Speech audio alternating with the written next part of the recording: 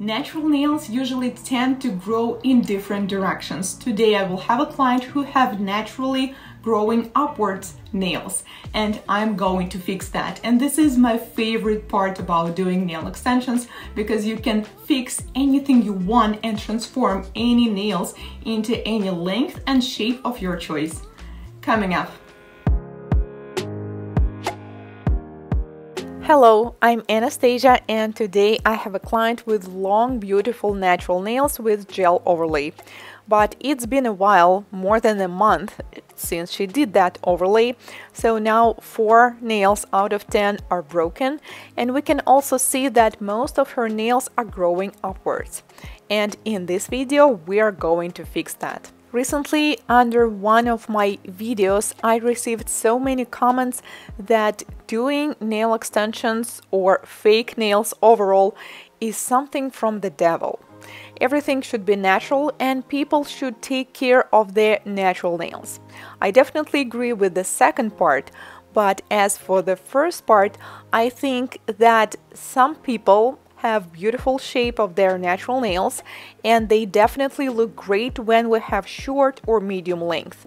But once the nails grow longer, this is very rare when we are satisfied with the shape and the look. Usually they tend to curve or to grow upwards, to the sides, or downwards. And this usually feels very uncomfortable. Sometimes they grow upwards just a little bit so you can barely see it, but sometimes they grow upwards a lot.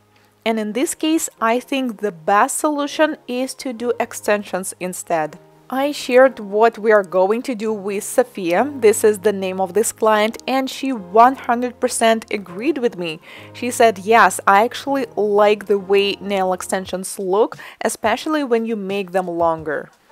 I was so happy and some sort of relieved when I heard that, because sometimes when I see clients with long natural nails, sometimes they just have to hold on to them no matter what, and usually we need to have some kind of discussion when I explain that sometimes it will not make sense to keep them, but it really depends on what the goal is. However, I can be wrong too, so I decided to take off the color and the product first. So we're going to see what's underneath and then decide what exactly we're going to do.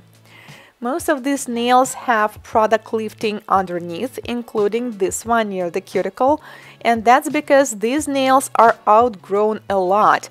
They're barely hanging on the free edge. Just imagine all of this product and pressure and weight of the product is only on the free edge of the natural nail. It seems like I'm mentioning it in almost every video that I post, but I will say it one more time because this is so important. Please do not have your nail extensions or overlays for more than 3 weeks, because it can be bad and harmful for your natural nails. You need to do feel at least every 3 to 4 weeks. When I'm doing transformation of someone's nails after a nail salon or another nail technician, I also like to analyze mistakes in educational purposes and share it with you guys. But here the nails are so outgrown that it will not even make sense to do this, because we can hardly tell what this overlay looked like because it's been so long. I would love to hear your opinion as well. What would you offer to this client if she had only 6 nails, 4 of them are broken already, and she wanted to have the similar shape and length? What would you suggest? As you can see, I didn't file off the free edge of her remaining natural nails yet, because I just wanted to take a look at them, and since they're growing upwards, we can see that the sidewalls are missing. So even if I kept them and we would restore them, I will definitely need to add product to the sidewalls, and that will be a lot of work, and also they're still going to look different from the new extensions. So I decided to take manicure scissors and to cut the free edge off. Every time I do this, file off the long natural nails or cut them off, I always feel kind of sad, because I know how much time and effort people usually put in that to grow them so long. But this time I felt motivated instead, because we have a great nail art idea of inlay design with gel extensions. But first I need to do dry manicure and prep the nails for extensions.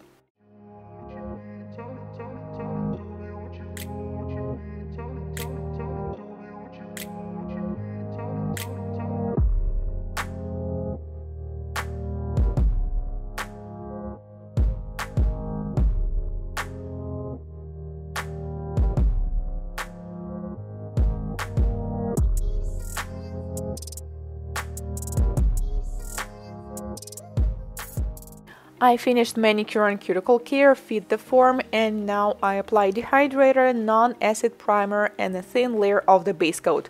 Oh no, you can actually see a nail on the left. Please do not take a look at this, okay, before I finish. I need to cure the base coat for 30 seconds in LED lamp, and then I'm going to build the base.